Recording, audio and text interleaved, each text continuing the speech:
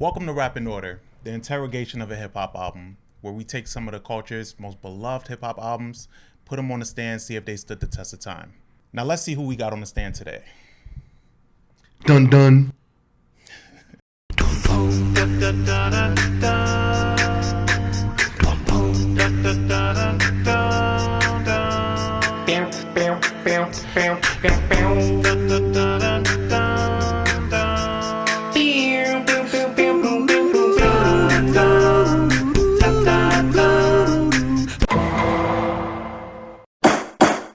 And today on Rap in Order, it is me, First Class Regg. And I'm Taurian B. And we are joined by that Aviles guy. What up? That intense since you know you got that camera. Yeah, it's like, what up? hi. So today we're gonna go over Royalty. Royalty is the sixth mixtape released from Donald Glover, aka Childish Gambino. It was released in 2012. It featured co-producer Ludwig, who he was really working with at the time. Boy Wonder is on this thing, but for the most part, it's produced. I'm so sorry. I don't know where that came from. We almost lost him. Yeah. We almost lost him. This fucking lemonade. Hey, Beyonce up there? I thought did she fall? I changed it. No, Oh, I replaced Etta James with Beyonce. That's why. But no, so Yo, Beyonce killing you because you took the other album. yo, was right? But that way of killing you through your lemonade. So for the most part, this mixtape was produced by Childish Gambino, and he had some very interesting features on here, right? Rest in peace, Nipsey Hussle. You had Schoolboy Q, Absol, Bun B, RZA, Ghostface, Danny Brown, Beck, Chance the Rapper, His brother, Stephen G. Lover, and a very nice and hilarious feature from Tina Fey. But this mixtape, I think when this came out, he was out to prove, like we kind of established before, that like he can kind of hang with the rappers. Like he had so many rappers on this, and I think he was out to prove that he could stick with them. And he had that mentality of, you know, just trying to keep up with the best. So he had some of the best on here. Well, how do we feel? Hold on, Daniel. So this album was like an in-betweener of everything, right? Mm-hmm. Because this was after Camp. And when he dropped Camp, he still wasn't being taken seriously because he was still looked at as a guy that was a writer for 30 Rock and that he was an actor in the community. Mm-hmm. He had the weirdo stand-up come out that was really cool, right? But like it was kind of looked at like people didn't know that he was from Stone Mountain, Atlanta, Georgia. Yeah. And so what he set out to do with his team, his collective of creatives that he coined Royalty. And he kind of took kind of the same blueprint. He said that when he did it, he was taking a blueprint of what LeBron did with his team, and like what Ross was doing with MMG, like and Jay-Z and Rockefeller, like basically just trying to make a creative team, and it actually worked because they went on to create Atlanta. You know, before that they went, clapping for the wrong reasons. You remember that little short? Oh, that short that he had. That was That was after. That was around because the internet. Well, that's what I'm saying. Like basically, I'm not Vita Guerra.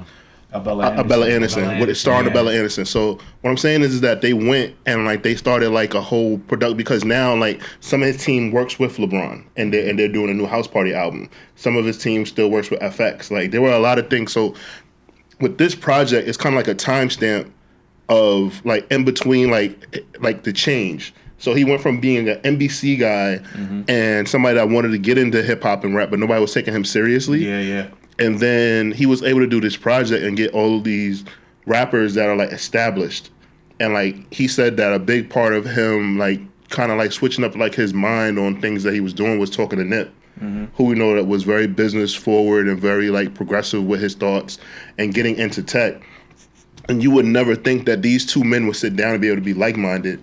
You know, you have a fucking Slauson Crip talking to a college kid, you know, that writes for NBC on 30 Rock. So like this project was just like his like progression. Like he needed this album to kind of like prove himself, to like stand out. And I mean this mixtape, and it's funny because it's like it's not some of his best rapping by any means. But it was just like so he can like earn that respect, so he can get into those rooms, and you can even tell how things changed for him as he was doing interviews. Like I was looking for 2012 interviews, and a lot of them were for Camp. They weren't for the Royalty mixtape. Like he went on Sway's Universe and did it there, right? But then you see the switch of him turning off the happy black kid, happy to be here black kid, and then him just being the jaded black kid that kind of like saw everything behind closed doors, because I think that a lot of white people said things in front of him that they thought he didn't mind because they thought that he was a wigger. Well, not a wigger. A wigger is a white person. Thought that he was an Oreo. They thought, Yeah, my bad. So it's just very like he this. used to embrace that though. He used to embrace that. Right. But I think that was his dark part of humor though. I don't think he liked it at all, and I think that's why he got so like his mentality got like really dark, because you remember when he went on that interview run after because of the internet.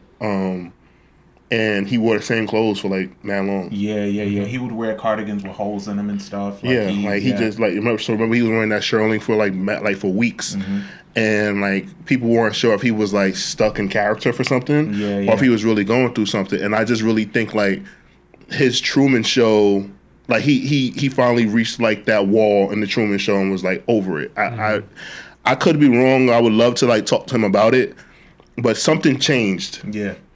And like he became like obviously he still had his sense of humor and everything, but something changed and switched inside of him after this project. So we're not going to say what it was? I want to just finish my thing and I'm going to let you talk. Okay. That would be great. Not bad. Yeah. So it's just something that happened and I'm like, what is it? And you're listening to this project and you realize that there's a lot of things that like he wanted. And I know for a fact Stone Mountain has really, really nice parts and Stone Mountain has really, really dark parts. But I've seen his relatives and he's like an anomaly in his family. He does like his relatives don't look like him. They look like Paperboy in the show Atlanta.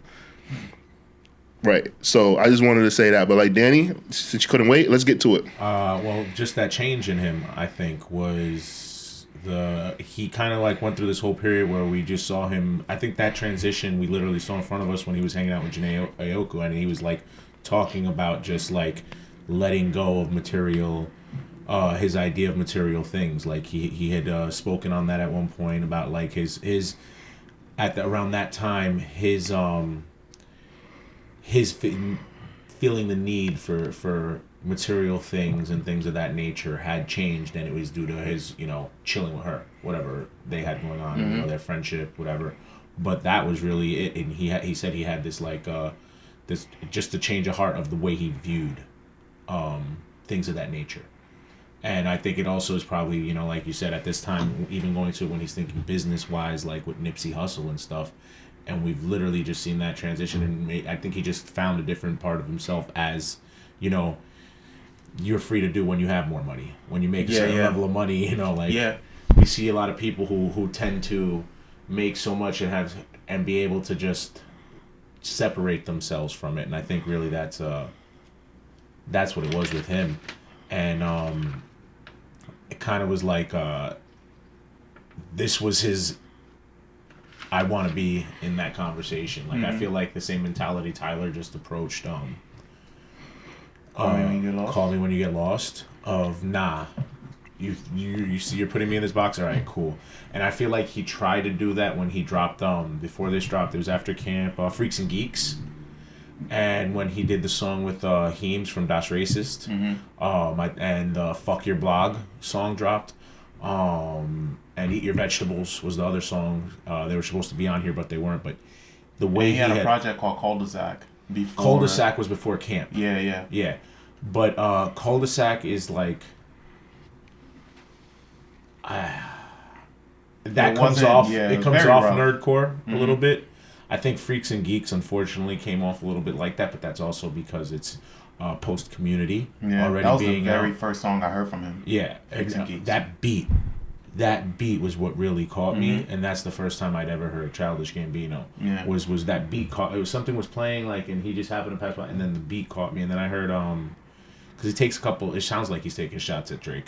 on there with the. He took a lot of shots at Drake later down the line. So after this project, actually there was a show in Australia where he said that like Kendrick, Drake, and Schoolboy Q are not better rappers than me. Like I'll beat them. And then when he went to the Breakfast Club, they asked him about it, and he was like, "Why shouldn't I feel like that? Like shouldn't everybody feel like they're the best?" I think.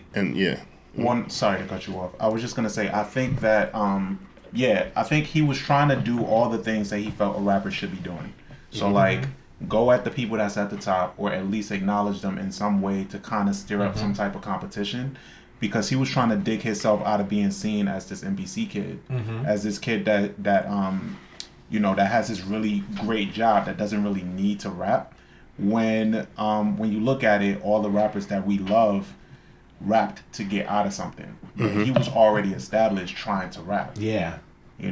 So I think in order for him to shed how people was looking at him in that way, he needed that. He needed that type of hunger and that type of attention, to in order to be taken serious.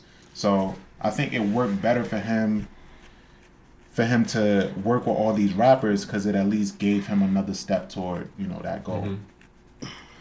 But it definitely one of my it's just the only thing that I think kind of still held him back in that sense is that there's too many lines where it's there's comedic and it comes off gimmicky, and I feel like on here because he's trying to fit in more with the rappers, there's a certain level of less personal, like with Shoulda Known is kind of like probably the more personal, like not jumping ahead, but like it's a more personal, probably his most personal moment on this album, whereas Camp is just like straight up your soul. He's bearing his soul at times on there, and his real feelings about a lot of shit, and it goes to what you say. He was around white people who felt very comfortable around him, and he speaks a bit about it a little. Yeah, like remember not to cut you off. Remember the bonfire video when he was in camp, and basically it was telling the story of a kid that was hung in camp, and the video is of him being chased around the camp, like, and every time somebody tells a story, he has to relive it. Yeah. He wanted the person to be chasing him through the camp to be Medea. But Tyler Perry's schedule didn't work out that way. I did not know that. That would have made that video so much better. Oh my God. But yeah, like, so my biggest takeaway from this mixtape is that it made me think about everything that happened like before and after. So I always feel like there's a before royalty and an after royalty, because there was a huge switch in everything about Childish Gambino as we know. So our boy Matt, shout out to Matt, is a huge Childish Gambino fan, but he does not like post royalty Childish Gambino. And that's because like Matt is like kind of like geeky himself, and he just didn't like that Childish Gambino kind of tried to go more mainstream. He liked that he was kind of like quirky and like off kilter a little bit with what he rapped about, and that he was like very like honest like about his feelings and things like that on his like his fears and stuff like that on his song. But I was just like, I mean, you want him to keep making the same? You want him to just make Camp over and over again? Like, you know what I'm saying? Like. See, here's the thing, and especially because he was taking shots at him, there's already an actor rapping about his feelings who's doing it at an amazing level that's honestly better than that. He couldn't, it's a lane that he's going to get compared to. So I understood also why he took shots at Drake constantly, because he was constantly being brought up with like, yeah, but he's no Drake. It's the same concept, because also for a little while when Drake first came out and he was on his backpack more tip, he kind of had a lot of those cornier lines too that we let slide, and I kind of felt like they at times overlapped. They're kind of Childish Gambino is a hardcore rapper away from putting their arm around him and him probably being Drake. Yeah, but I think he's completely 1 foot in and 1 foot out right now. I think. Now. No, I'm not. I'm just saying. I was just saying hypothetically. I'm not saying now. Oh, okay. I'm saying like, I see what you mean. Before royalty, before royalty, if someone What artists? What like Nipsey. Had Nipsey or no, not. I'm talking about like an established person. So like I'm time. saying like if somebody like let's say if fucking like I know this sounds really funny, but like if you said it before Drake got signed, it would sound funny too. But like let's say somebody like fucking Top Dog put his arm around Childish Gambino, right? Like, yeah, like now when you say it sounds crazy, but like think about this, like before Drake got on with Wayne and Cash Money and Jay Prince put his arm around him, you probably wouldn't have pitched that either. Yeah, but I don't think that sounds crazy at all. I could see him fitting in TDE. Mm-hmm. Right. Well, completely. I'm just saying that like we're smart. Some people aren't. So like, I didn't want to say that. So I'm just saying that some people will see that and they'll be like, that doesn't make sense. Yeah. But like at that time, NBC, like on Freaks and Geeks, the community, right on 30 Rock, people might have looked at that weird. But I'm just saying that that's the only difference between him and Drake. Someone that had certified street cred put their arm around Drake, and then Drake was able to grow and like kind of get more established in hip hop, because before that Drake was kind of like the butt of a joke because he was Wheelchair Jimmy. That's all I'm saying. That's all. Okay, I can see that. Yeah. But to kick the album off itself, you know, he has a lot of quirky features in here. Like he has people in here that's just like, oh really? Like word? Like I mean, it kicks off with Blake Griffin kind of just introing the album, and he's listed as a producer on the album too. Who? Blake Griffin. Is he? Yeah. On which track? The whole album. He listed as an executive producer of the album. Producer on the album. Got you. Okay.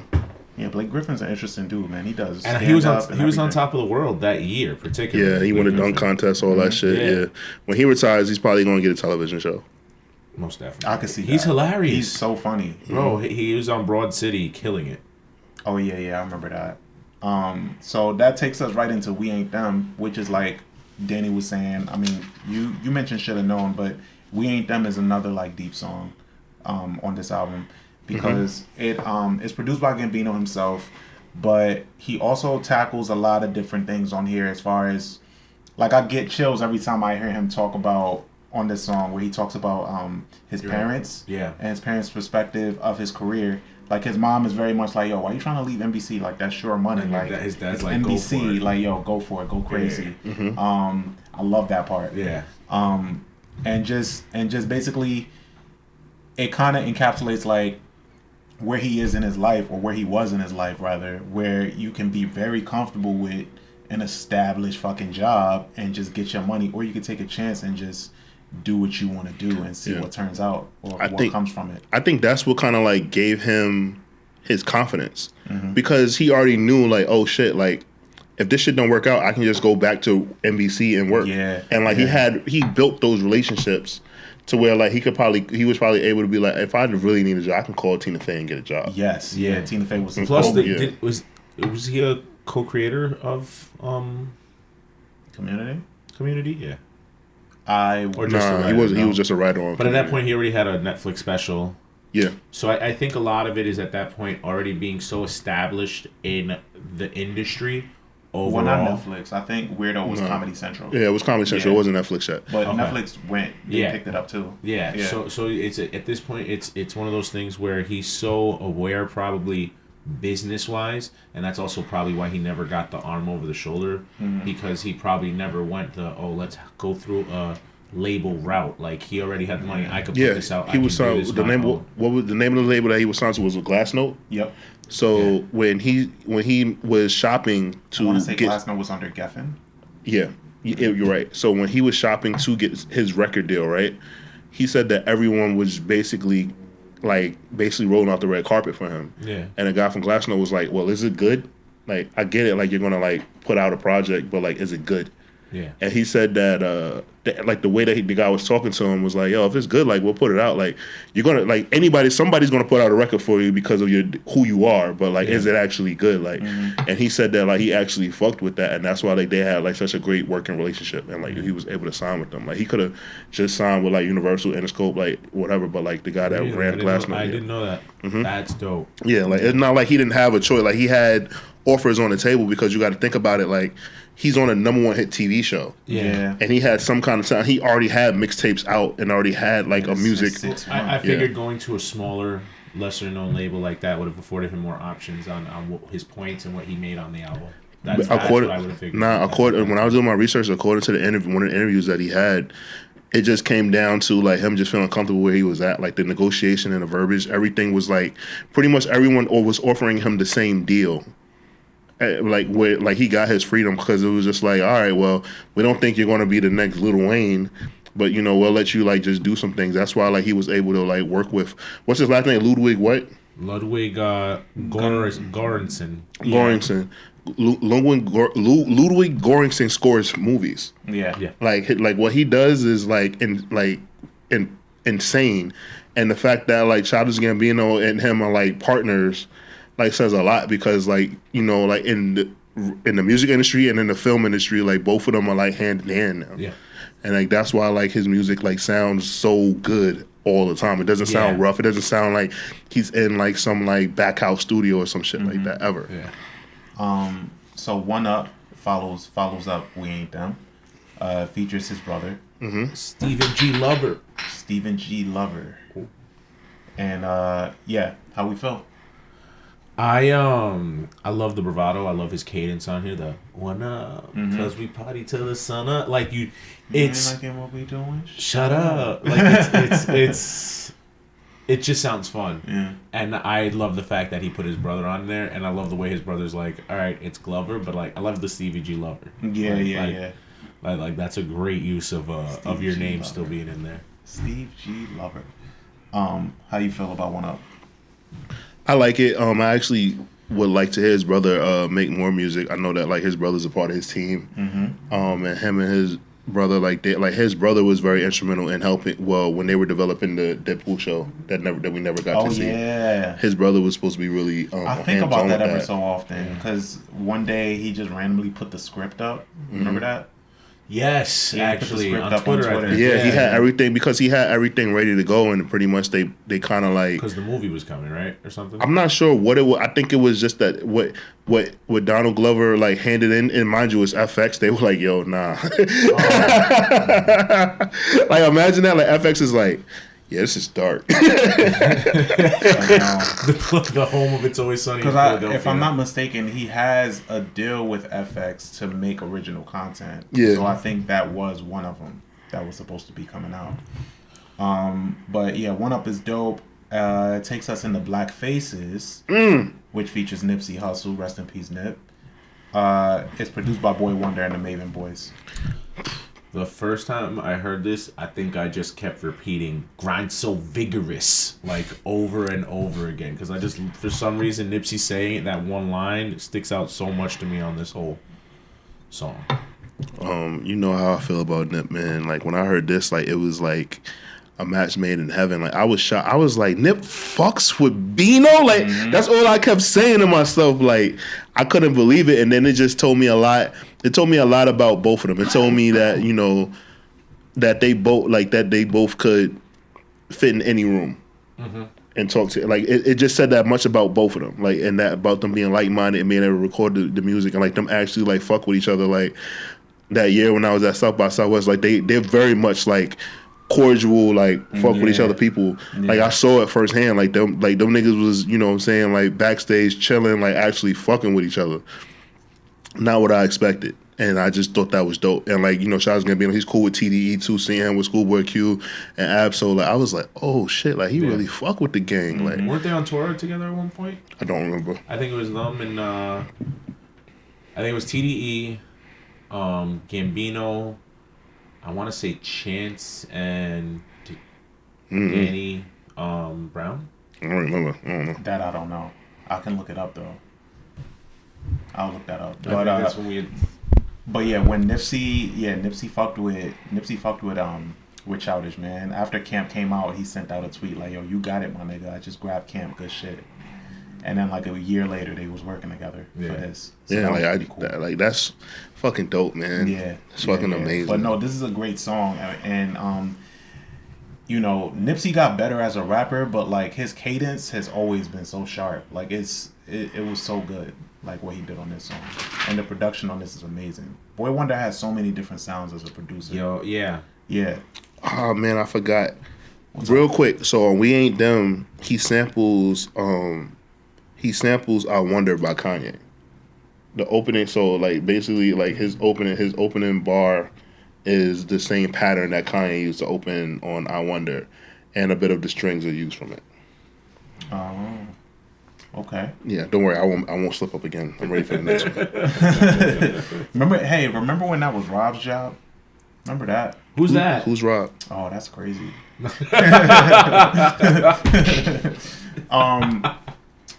So Black Faces is followed up by Unnecessary, features Schoolboy Q and Ab-Soul.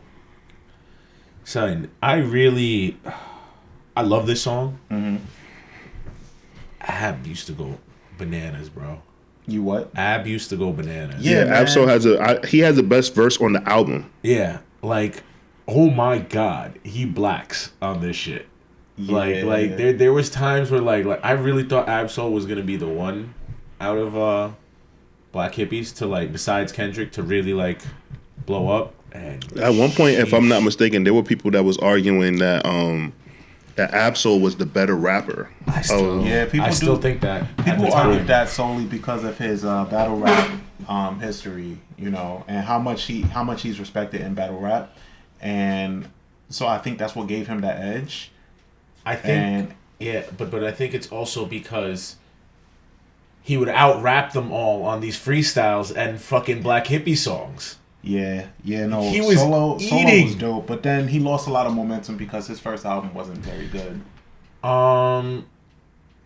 His second album was good. I think it was These Days. These Days was good. His first album was it wasn't what we expected coming off. I bought that first album. I was pissed. Off of was it Quality Control? Not Quality Control. Control Therapy was it? No. Part 2. Control Theory. That was the mixtape. Yeah, but I'm saying that because the mixtape was called led up to the album. No, the mixtape led up to the album, and that mixtape is a classic mixtape in my eyes. Control System. Mm-hmm. Beginning to end is an amazingly put together mixtape, and I fucking love it. I think that's one of my favorite thing about TDE. Okay, so These Days was the album that I said wasn't very good. Yes. The second album was Do What Thou Wilt. That was good. Do What Thou Wilt was good. And then he just stopped dropping shit because he found what's her name? Yaris. That's not why he's been waiting to drop an album. He's been complaining that he's had the album ready for a while now. That's my theory. He ain't dropped nothing. But Schoolboy goes off on this. This was the song where I was like, because I'd already been listening to Gambino. I'm like, okay, this is where everybody's gonna like. You can't at this point like by this song on here. I'm like, nah, he is eating on every track so far. So we're 5 songs in, and I'm like, nah, he definitely proved the point he needed to. And as the album goes on, he just continues with that. Mm-hmm. Especially because he did it on Camp, which we love, is he flexes his song capabilities besides just rapping. Like with Heartbeat, Let Her Home, like there's all these songs on there. And then when he goes from Unnecessary into Shoulda Known, that transition is beautiful. And we'll head right into that. So Shoulda Known is the next song, and it's produced by Gambino himself. Bino. I'm so for Reno. Yeah. That shit was... Like, his delivery on this is fire. I like this song a lot, and it's a lot, like you said, like, it's one of the songs where he actually talks about something. It's not just about the raps. Yeah. I think this was the era where, like, it was the beginning of you can't just rap to rap, I feel like. So when he was able to make that transition with it, this one, because I feel like his, like, it's when you go through things like even Black Faces, you know, like that's, I think, the beginning on this album where you see the growth of his pen and fully thinking out verses from a rap angle as opposed to just a song where, you know, he's singing or just trying to be melodic. Yeah, Like so as you go down, and then Shoulda Known is the perfect combination of both for him, and like that's for me the sweet spot for Childish Gambino. That's the sound I want to hear more. I want to hear you combine both of those things.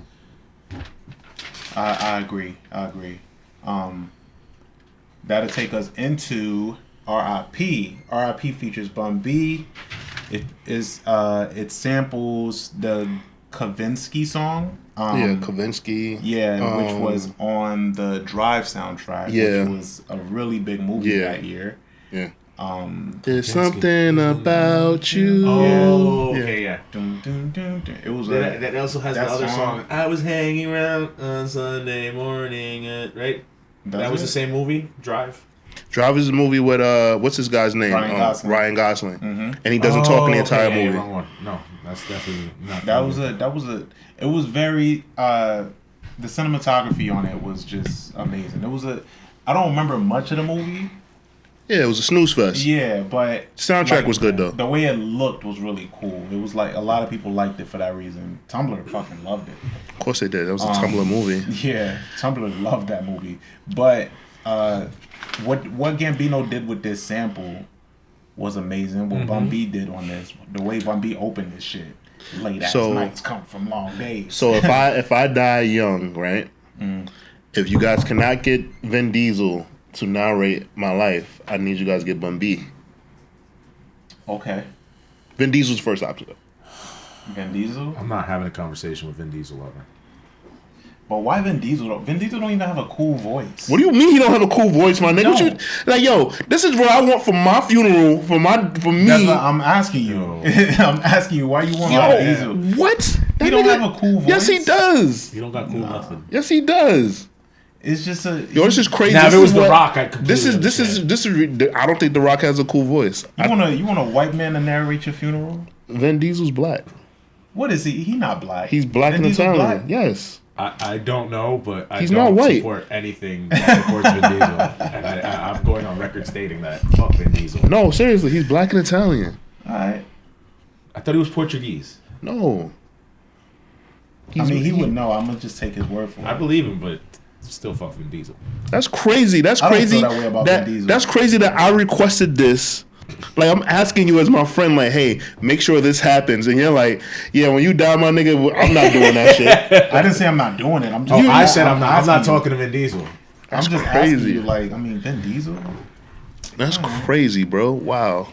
Damn, man. I can see if. So listen, all right, man. Whatever, man. It's fine. Anyway, Bun B is one of the coolest elder statesmen in hip hop that like all around, and I think that like if he fucks with you, like it's such a stamp because of how like he's been around for everything, and like he's so wise, right? Like, and I think that like you never hear about Bun B being like in anything like controversial or anything bad, right? But with Bun, like he just has like a sense of like calmness about him where like I feel like he can talk to anyone. I feel like he can like talk to like a poor person on the street, or I think he could talk to like the fucking Queen of England and just have a conversation. And like he's in his Southern gentleman like persona like just makes him able to like step into any room and just be able to like just do shit. And I just really love Bun B. Like when I met him, I didn't hug him, but I wanted to. I didn't want to like make shit weird, but I wanted to hug that man. And like when I heard like him on this verse, I'm just like, yo, like yo, he just because he's old, bro. Yeah. Like think about it like this, like that's and this is the last thing I said, and I'll shut up. I also say this: Southern rap is really winning because they're OGs.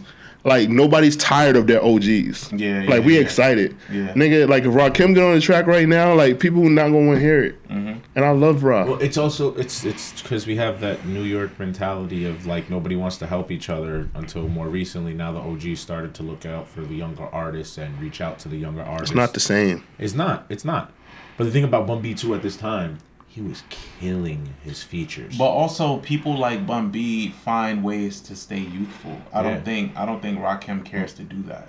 Yeah. Well, that and the prime example is what I'm going on this year.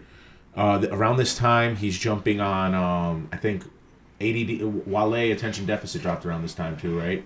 He jumps on that. He has the... Well, no, nigga. Like, Attention Deficit dropped in like, 2009, 2010. This is 2012. Yeah, I'm talking about that. But those 2-3 years, everybody who's kind of that 2019, 2009 freshman era, he was jumping for those few years. He was jumping on all of their projects and doing features for all of them. Yeah. From Drake to Wale.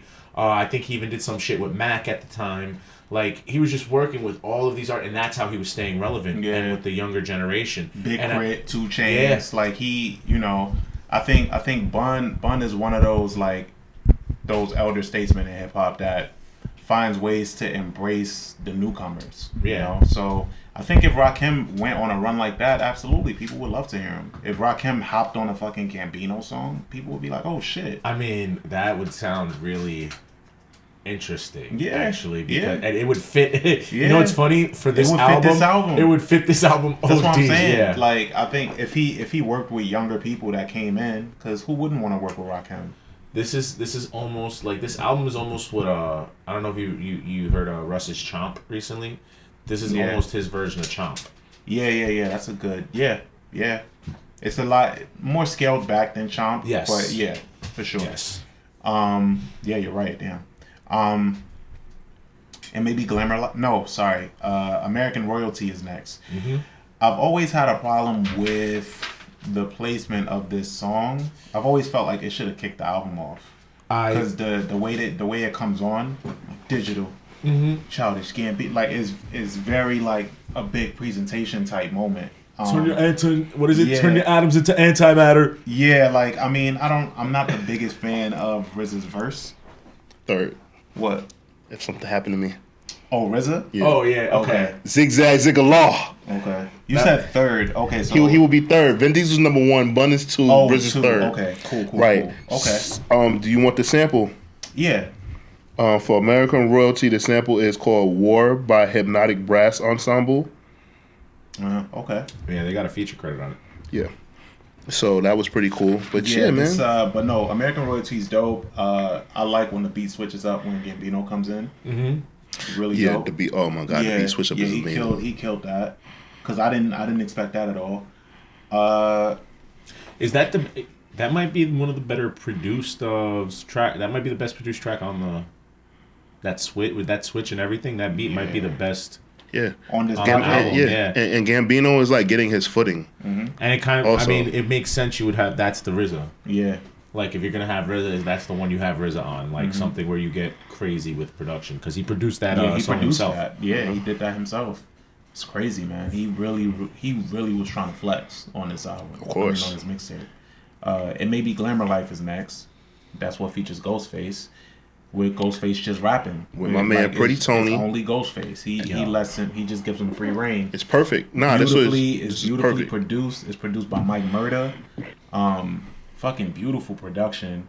And it's like I would love if Ghostface did more shit like this. Where he kind of just hopped on your album, did like a nice, like it don't even have to be a 16. And just that's it, like an interlude on albums. He just has that voice for that. I would like for Ghostface Killah to. I wish. Well, no. Let me start this off right. I hate that I do this. I wish that I had the money to come to Ghostface Killah and be like, here is $5 million. I'm going to get a production team that I want to hear you.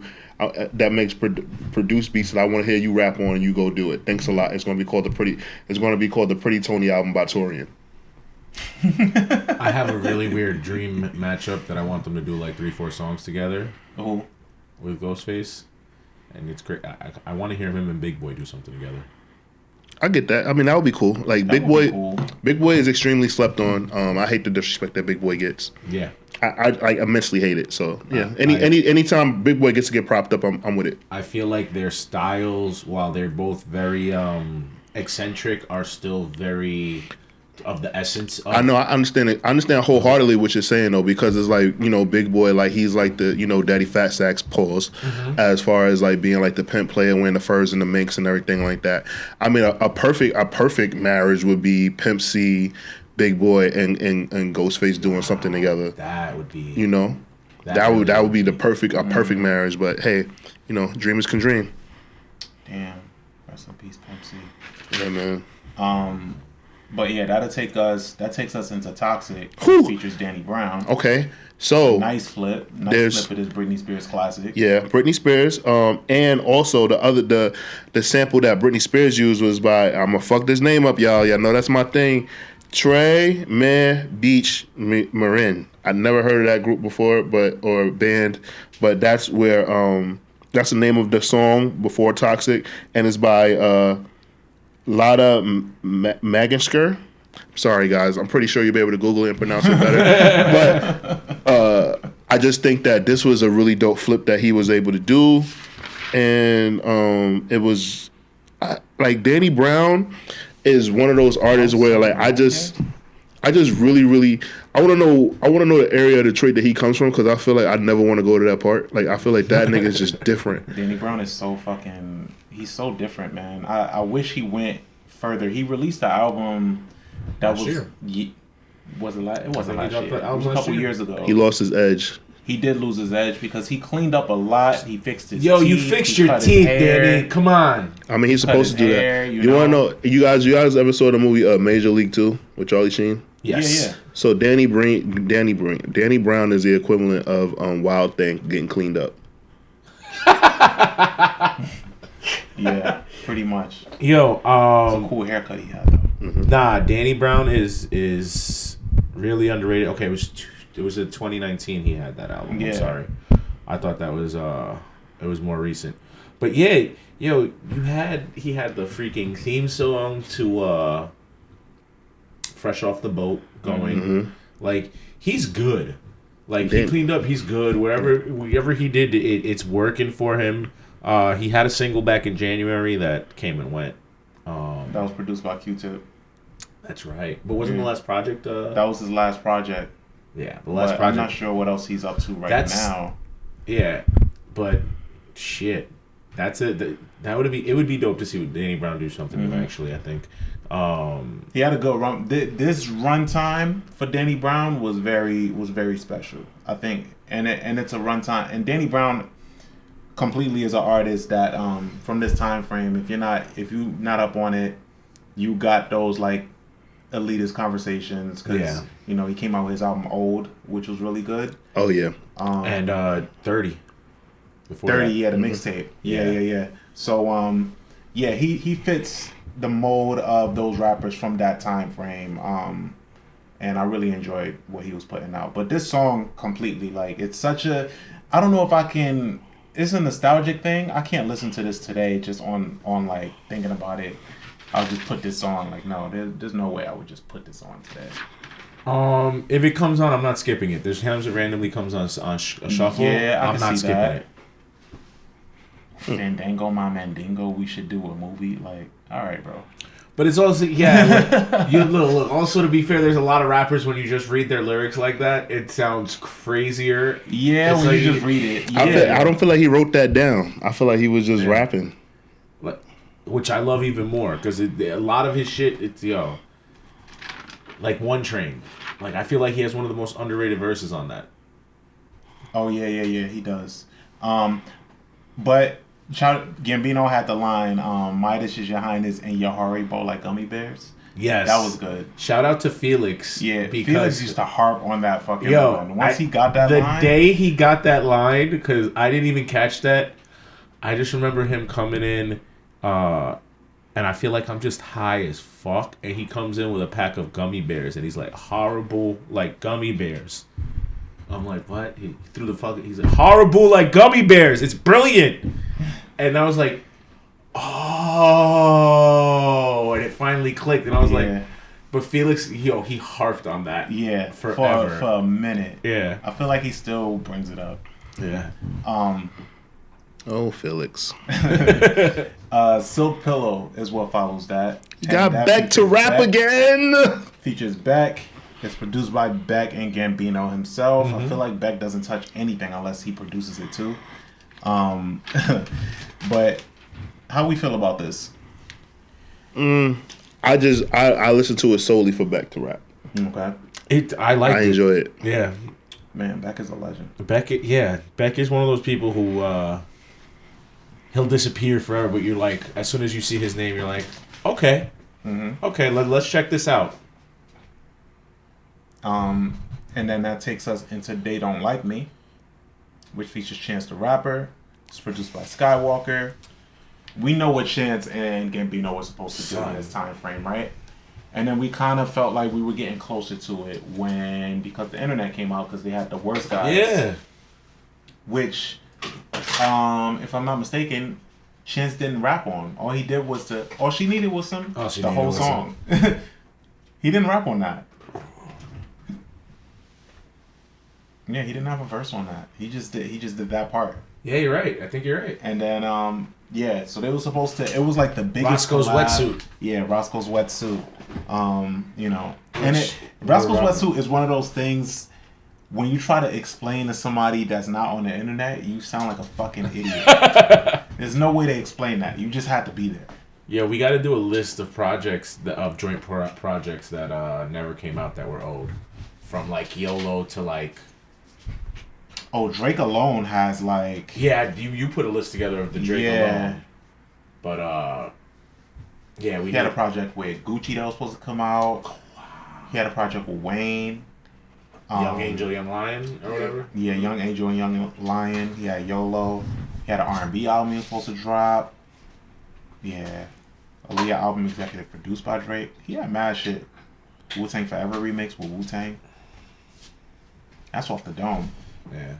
But no, you're talking songs. I'm talking about whole projects. Yeah, I just started naming shit that he was supposed to drop. But yeah, so They Don't Like Me was pretty good. This is when everyone really still liked Chance and believed in him. This is after Acid Rap Chance, right? Or before Acid Yes, Rap? this is Acid Rap like 2010, 2009. Yeah, okay. Yeah. And then what follows this is Arrangement. Arrangement features Gonage. Okay. Gonage. This is royalty. How we feel? I'm having trouble remembering the beat actually, right now. Play a little snippet for you. Alright. It's royalty. It's royalty.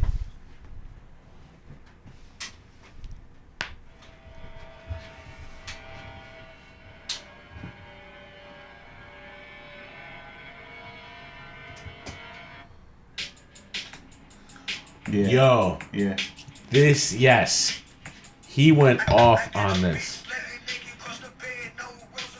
That shit was hard. He went off, and yeah, that first line, I got your bitch laying naked in the bed, no rosaries. Stacking up this bread like a baker, Josephine. That opening was hard. I've never heard another thing from that guy again, though. Gonage. Yeah. I think that's the first and last time I ever seen his name. Yeah, nah, this beat was so hard to me. Yeah, nah, that beat. Oh. Gambino, man, he was in such a zone, bro.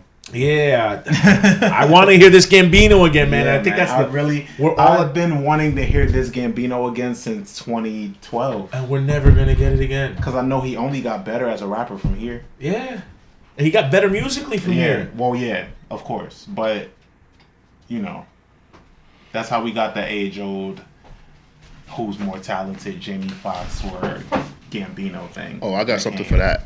But so you don't think that his Gangsta Girls mixtape was his best rapping? Yeah. Okay. He said that his rapping got better after this. Okay. No, because I heard you say you want him to rap like this again. I've been wanting him to rap. Well, I guess in this pocket. I guess I'll say since 2014. I thought it was more production wise. You had said that you wanted him to. No, I want him to rap. I just want him to rap again. Yeah. Yeah, in general. So like, even if whether it's Stone Mountain or Royalty, I know on both ends, whatever we get, he's better as a rapper now. He just doesn't do that anymore like that. Yeah. Yeah. But Arrangement is followed by Won't Stop, which features Danielle Haim. Haim. Yeah. How we feel? You guys remember that one? What happened to her? Oh yeah. What happened to her, man? Haim was everywhere at one point. Remember? Winning all the awards and is shit. this the same person? Yeah, it's the same person. Okay. She didn't really use her first name before, am I right? No, that's what I'm saying. Like, and it's like a band or some shit like that. Yeah, They call her Haim. Yeah, I don't know Yeah. what happened to her. She was like, yeah, they like. I think it's like a band like her sisters or some shit. So that's why I'm like, what happened? Let's see. Let's see. Yeah. She got diabetes. Is that her? Is there a fourth Haim sister? See? Cut glorious figures. Okay, they giving me fucking hate Google. Yeah, but see, they were a band. Yeah. They were a band. They were everywhere. They made their money and then they hit that eject button. Ejectocito, cuz. Yeah, man. That's how you supposed to do it. Get in and get out. Word. But yeah, no, this was a good song too. This is another one that's up there with what you were saying that kind of digs deep. It's a more personal song. Mm-hmm. I think that's where when he goes deep is probably his best stuff. Pause. Where he goes deep. Oh, Yeah, Danny, wow. it's all good, God Danny. Damn. Jesus That Christ. was crazy. Danny I don't Black. even want to talk anymore. Well, so with Won't Stop digs a little deeper in the content because, you know, he's talking about you know, his regrets of leaving Atlanta because, you know, in this time frame, he doesn't really talk about Atlanta like that or growing up in Atlanta. Yeah. He didn't really harp on that till like It's a that little later. Stone Mountain, He didn't- DeKalb County. He didn't, but that's what I think is dope about the song is that, like, if you ever lived in Atlanta and like all the places that he's naming and stuff like that, like he's giving you like a detailed understanding of like traveling and like letting you know that he's from there. Mm-hmm. Just because he doesn't talk like Lil Baby and Gucci Mane, like he's from there and he can get into that dialect, but he just doesn't choose to. Mm-hmm. That's another thing. A lot of people don't know this. Not like there's some rappers or like people from Atlanta who can't code switch, but most people from Atlanta can code switch. It's no different than the person from London. Like they can talk like all of their words sound like one word, and then they can talk like really proper. Just that a lot of dudes from Atlanta just choose not to because they don't give a fuck. Mm-hmm. But code switching in Atlanta is a thing all the time. Yeah, no, I can see that. Atlanta is one of those places that I would love to visit more. I've been maybe like 3 times, and it's always quick trips. Oh no, Atlanta is one of my favorite places in life. Mom would love for all of us to come down to Atlanta. I would love to go visit. So down. I know it will be a good time over there. I just the night we go out, I don't want her to see me come back that drunk. She'll be asleep. She won't sleep. Oh, let's go. Is that strip club out there? Strokers, is it still out there? Is Stroker still there? I believe so, but like it was a long time ago. But yeah, it was more of a quality one. I get it, but. It was a long time ago. I went to a strip club. Looking for a girl or something? Well, I'm just looking for a good time at a strip club. No, I'm saying you looking for a particular girl? Oh, no, yeah. There was this one girl that wore silver. She wore silver, and it was $5 for a lap dance back then. That's how long ago this was. $5, and she fucking showed me like the way she danced on me was like I gave her. I've been to some hole in the wall, illegal ass strip clubs in Atlanta, as well as like the bigger places, and it's just always, no matter where you go, it's just different. Yeah, man, like that was a good fucking time. I remember that because specifically Can't Believe It had just came out by T-Pain, and the way she danced on me for $5 fucking dollars, my nigga. It's like, how much is a dance? She said $5. Yeah, it ain't $5 no more. I know this was more than 10 years ago. I just need you to know that this was more than 10 years ago. But I mean, lap dances now $20 or better. I mean, that's still not bad. I was gonna say even that's pretty good because there's spots where lap dances are 40.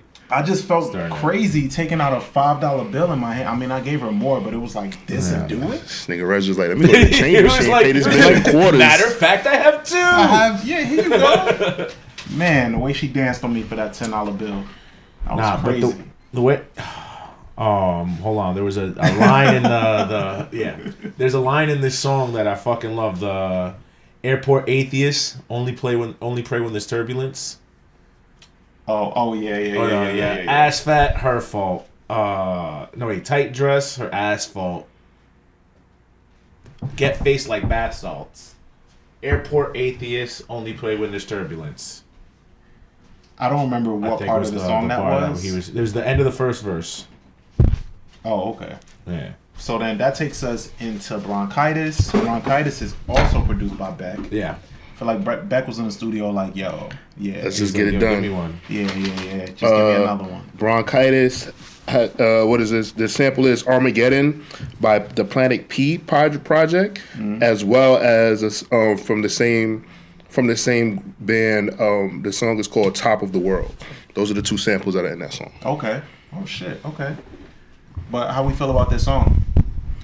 Or at this point in the album? At this point in the album, I'm kind of happy we got another solo song. I think that was the only thing, is that I wanted him to flex more solo songs where it's just him going off or him doing the singing and rapping.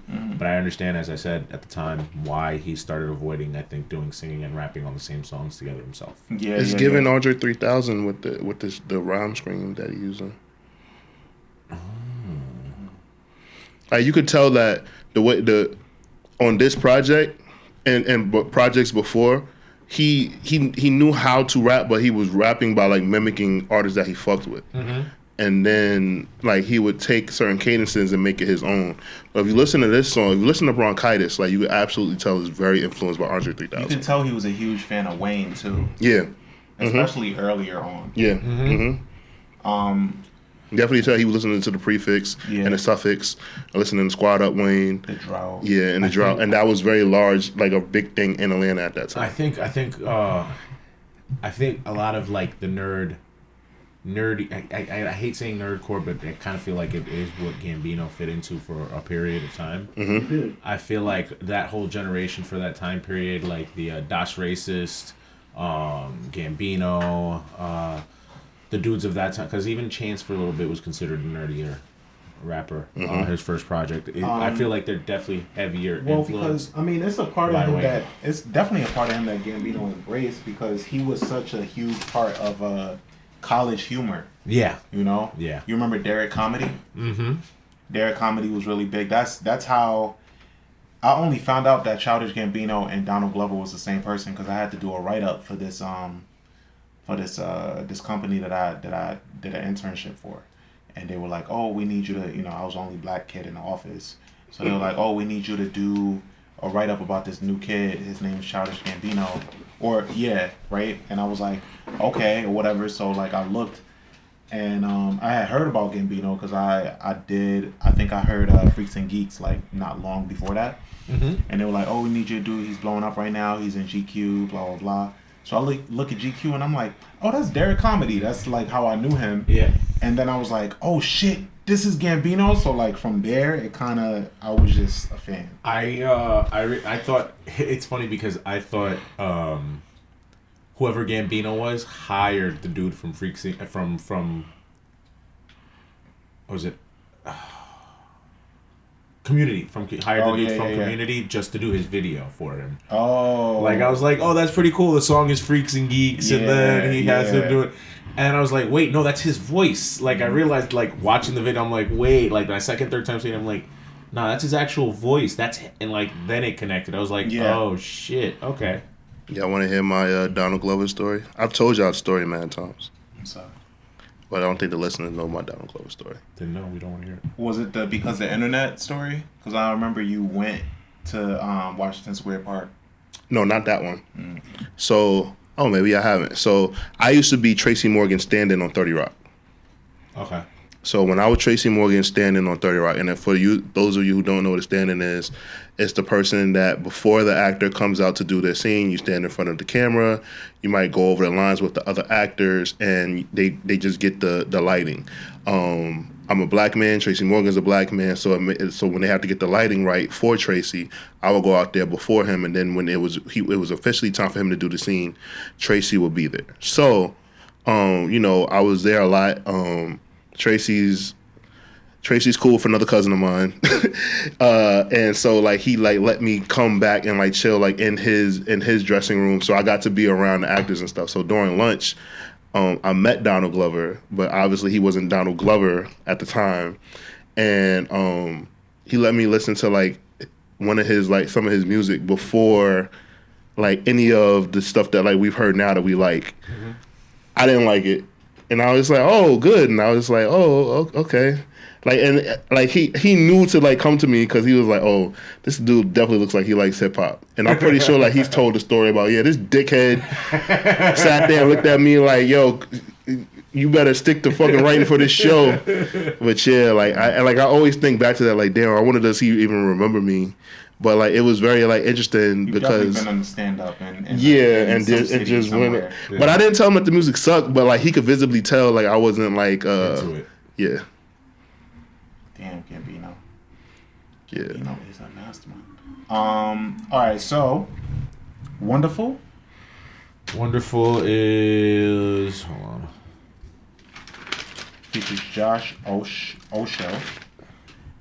It's produced by Matthew Burnett, Jordan Evans, and Boy Wonder. Not a fan of this song. It sounds like a Drake song. It sounds like something that Boy Wonder had for Drake, and like Drake didn't take it, and then Bino took it. I don't know. Mm-hmm. Not a fan. Yeah, it's that reflective. Yeah, you don't hear. You don't hear the beginning of that shit. Drake's underwaterness. That's 9 a.m. in Dallas. Oh, right. Look at Regg. Look at Regg. Wow. Look at the ill on this boy right here, y'all. That's 9 a.m. in Dallas. But we finally made it. Yeah, it's very. It's cheesy. Yeah. It's yeah. Grew up coolest kid in the neighborhood, blah blah blah. It's okay. And it's only a verse. Yeah. It's like a 32.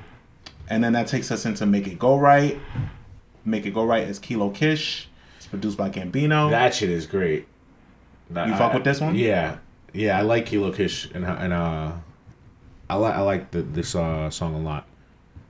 Like I feel, and also it kind of picks up for where that last track kind of just loses you a little bit. Yeah. You talking about the last track that we listened to? Oh, should have known. We on Should Have Known now, right? Nah, we on Make It Go Right. Make It Go Right. Okay. Mm-hmm. What you have for that one? I don't like it. All right, let me expound. So I think it's cool. He does the whole LL Cool J thing. Shorty that's on at the beginning, I just don't care for it. On Make It Go Right? Isn't that the one with the LL Cool J where he basically says like that I need love? Yeah, Kilo Cash starts it off. Yeah. And then when he comes on, he does the I need love verse. Yeah. I didn't need Kilo Cash. Oh yeah, but you like the. I like Kilo Cash on Kilo Kish. Kilo Kish. Yeah. Okay. Yeah, no, I don't really care for it. And at the same time, by this point in the tape, I'm like, all right, where are we going? Yeah, it seemed like he was just like, it seemed like he had a lot of songs. Yeah. The last two songs, that's what I was going to say. Here it does feel like it's a lot of songs. Mm-hmm. He could have removed this song and the last song and just the Tina Fey. I love it. I love it. Like that was I feel like that's the most important part of this whole album. Yeah, I think so. I think so too. Honestly, I think so too. You know what's because him having we'll get into it officially now. Mm-hmm. Real Estate closes this thing out. It features Tina Fey, Swank, and Ally Boy. Right. Shout out to Swank as well. Swank is one of the other people that's a part of Royalty. Yeah. It's cool. Like I kind of felt like it should like this also could have been a song that could have opened the album. Yeah, I kind of like it as a closer. Yeah, you need that. I feel like because of the way, especially how Tina ends her verse, is like you kind of needed that. Well, no. Okay, let me take that back. Up until the point where Tina, because it's like when they start doing that, it's the outro. But I'm just saying, like the way the song begins. Like, I was like, oh, shit, like, they probably could have used it. But obviously, it made sense because, like, they're doing the shout-outs. They're talking the shit at the end of the song. Like, they're doing their victory lap. Mm-hmm. And then Tina comes on and she makes the whole statement that this is where somebody says the N-word, but I'm not going to do that because I'm not comfortable. She said she had the we're spending thousands in Nordstrom's. Yeah. Yes. That's racks on racks, son. Yeah. That was good. That's racks on racks, damn it. You feel me? Yo, that outro is so fucking good, and I think the reason why, and you could correct me if I'm wrong, Danny. I think from you saying that it's the most important thing on the album is because like it's kind of a marriage between both sides of his life, where you see him breaking out of him trying to break out of that NBC money and that, all of that shit, but still at the same time embracing it and having, being cognizant to the fact that it's a huge part of why he's at where he is. So him embracing that, even though he's trying to move away from it, I thought was great. It also seems like, Real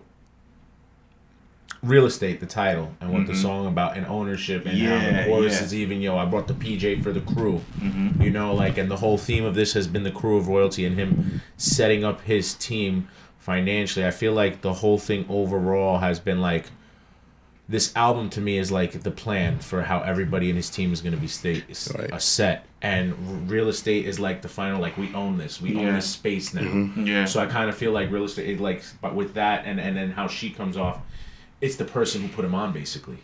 He's not only paying homage to her, but he's kind of also at this point, I'm my own person too. Right. It's kind of a duality, like you said. It's both sides of his life. It's almost of a, this is where we're at now. Yeah. Like, I've elevated it to this point. You say homage. Homage. I say homage. Homage. Oh, okay. Well, You say caramel. You say caramel. Caramel. Okay. Oh boy, I want to restate this because what I said earlier at the beginning of the episode. He mirrors a lot of what LeBron does, business wise, and with his people. And people don't realize this because Gambino was recently on The Shop, and their people work all together.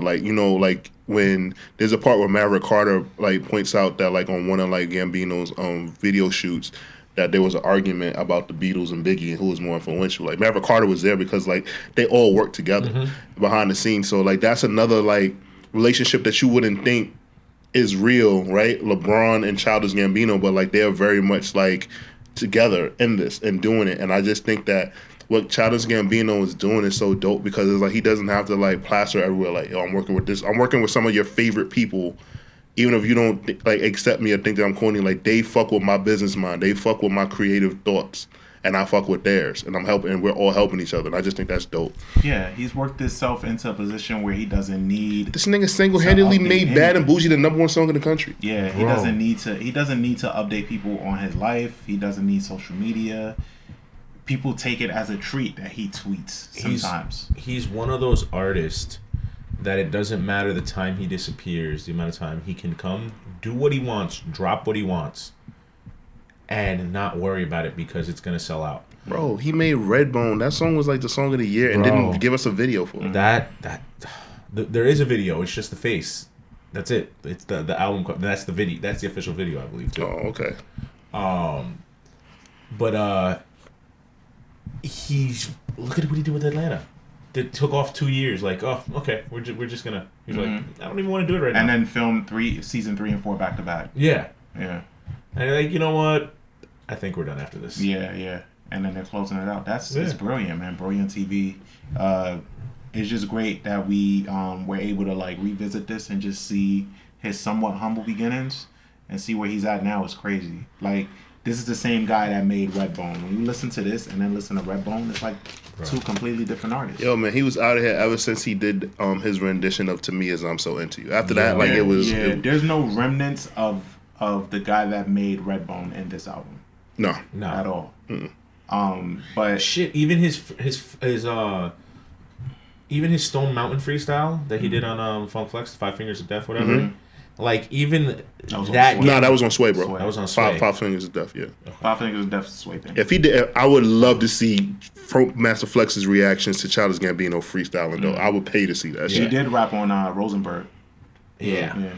But that one, the shit he's talking to you to, and he's having a conversation mid freestyle. Yeah. The pound cake. Yeah. Oh my God. And that's a different Gambino than we have here because even the level of his thinking and explanation and how much his mind grew and shifted from the type of interviews he's giving. You know? Or when you see him now, the recent thing where he's he's not downplaying NFTs. He's just saying, I don't know anything about NFTs that he did South by Southwest. You know what's funny about not Childish Gambino. Tyler, Creator said the same thing. Yeah. They keep asking, and we can wrap this up, but they keep asking all these people that I guess the world would assume would know more about NFTs. And all of them are I don't know. I guess you would assume from the outside looking in that Kanye would know about NFTs. or that Tyler would know about NFTs, or even Gambino would know about NFTs. And they've asked all of them, and they're like, I don't know. Yeah, you want to know why they don't know? Honest, I think they do know. I just think I think that it's so unsure the scape of it when it comes to music and art specifically, especially in the lane that they would do it in, that they're not saying anything because the infrastructure it's just there's a lot more to come with it, and I think it's safer for them to hold off on giving points of views until it's worked out what it's actually going to mean for music and their kind of work. Well, in my personal opinion, I think that they don't know about NFTs, but their financial advisors know about NFTs. And they don't, those three people that Regg just mentioned don't strike me as people that would like be like very hands-on with it. Now, I'll tell you some people who I would think that would be like hands-on with NFTs, and that would be someone like Kevin Durant or Nas, because those like they're like into investing and like partnering up and like doing a lot of things like that. And there's some other artists that I can think of, but like off bat, right? I think that Nas knows about NFTs because he's into crypto and all of those things, right? Future, I would say, because he's in the same investment group as Nas. Okay, but I know Fat Joe's big in it. Okay, too. But yeah, like, you know, I just think like there's like a difference. Like you gotta think somebody like Tyler, like Kanye, Gambino, like they're like creatives and they need it physically. They need to like if like it to be like they're more like physical. So I just don't. I understand why they wouldn't know or like why they would say that, because like Tyler said, he was like, I like to drive cars. Like can I like if someone gives me an NFT car, I can't drive that shit. He said I literally bought a car, drove to San Francisco, and drove it back, and I rode it by myself. So when he said that, I got what he meant, and like that's kind of how I look at it. But I'm pretty sure in a couple of years, it's just like with people with all of this currency, new currency, you're gonna be like, damn, if I would have invested $10 here, I would have XYZ and all of that shit. Yeah, fear of the unknown right now, but we'll learn more as we go. But to get to the rating of this album, how do you feel? I want to give it 4 stars. Yeah. Okay. And what's your reason? Because there are moments in it that I feel like it's borderline a classic. Okay. I feel like, especially for us, this is when we started our friendship, like really started growing around this time. So it's one of those albums that I feel like helped to do that. So it holds a special place with me. Like this is when we started basically going out for wings, or I started joining you guys rather for wings because you'd already been doing it. And I know it's a lot of bias because it's my favorite Gambino overall project. But there are a couple flaws in it. There are a couple lower points in it. But it's still overall a great product. So I'm going with 4. How about you? I give it 3 out of 5 because we have Stone Mountain and then we have Awaken My Love, right? So I have, the way I look at it, like I always like, I try not to like rank against like the other projects or like the time being, but like on this project, like he's not even the star of the project, like his features are. So that's like what the standout is. Like the standouts to me are his features. It's just that like he showed that he can hang with those people. So when I listen to it, I'm just like, all right, I can give it an average, So it's a C. Like it's not like it's a good project, and I live with this project just as much as Regg said that he did. Like it was a daily thing. Like I love Childish Gambino, and then he just gave me better projects. So that's all I have to say about it. Like it's not a slight to the project. Yeah. It's just that he got better, and I think Awaken My Love might be his best project. No, not Awaken My Love. Be Stone Mountain. Not Stone Mountain. Is it because of the internet? No, I think it's... Well, because the internet came out after this. Some people would say, like, some people love... I think it might be Awaken My Love. Awaken My Love? Okay. Felix hates because of the internet. Yeah, he does. Yeah. But for me, I think I'm comfortable giving this a 3 out of 5. I think it is... There are some flaws on here, and revisiting it wasn't the... It's very top-heavy. Very top-heavy. There's a lot of the best products on this album are from... I want to say like 1 through 10, you get some of the best stuff this album has to offer. After that, it kind of trails, and then it picks back up like maybe 2-3 songs before it ends, which is cool for an 18-track mixtape. That's still impressive, right? But to see the kind of artist that Gambino has become, and knowing that this wasn't even at the, I don't even know where to rank this out off of where he became as an artist. And I guess it's not fair to rank that, when I compare it to this album. Mm-hmm. But just taking this music for what it is, I'm comfortable giving it a 3 out of 5. Because, like, as a rapper, he only got better with Stone Mountain. Mm-hmm. And then I guess he kind of left us hanging. That's the part that I'm not okay with. Because he left us hanging because he was getting better. Yeah. I think but that's then we the got feeling. Yeah. Because we got a little bit more of that. Because I think the last time that we heard him like really rap was on I Am Greater Than I Was, 21 Savage album. Because he popped up on there. Yeah. And rapped. Well, he put out a project last year. Remember that secret project? Yeah, but March he didn't. 15th, 2020. Right. But he didn't rap on that. That was like a very like creative. It was kind of all over the place. That shit was a legit secret project. I forgot about that, and I never listened to it. Yeah. Great fucking album. It's Oh good. my god. It's good. It's pretty good. But it's not a rap album, and I think he's kind of off that because he's proven himself in that way. And I think in a lot of ways, sorry Danny, I'm gonna cover your ears. I'm gonna mention Kanye, but I think in a lot of ways, he has mirrored his career to Kanye, where like he is. Yeah, I didn't want to say it earlier. Nah, I watched the interview. Yeah, so on like Breakfast Club. Remember that was you talking about when he said he's the son of Kanye? Yeah. So, and I wasn't even thinking about that, so good point. But I think in a lot of ways he has, only in a sense that like, we've seen how Kanye is when, his back is against the wall or someone doesn't think he can excel in something. Yeah. And we've seen how Gambino is where even on, like you mentioned, on The Shop, where he's like, yo, people thought I couldn't make a hit. Not only did I make a hit, I ain't make a video to that shit. I just made it and I backed away, So like he takes pride in shit like that. And I think with Royalty, it's along the same lines of how Kanye was trying to prove himself with College Dropout, or like, he was working his way, or in fashion, or in anything that Kanye kind of dives straight into. So it's kind of interesting because I want to see where Gambino continues to go. He's proven himself in TV. He's proven himself in movies. Let's see what he does next. I mean, this was only the surface. But I'm comfortable giving this a 3 out of 5. It's a nice nostalgic piece for the same reason that you said. Like, this was a good year for us. But I'm good with that. I'm First Class Regg. And I'm Taurian B. We out of here. Catch you guys next time. Peace.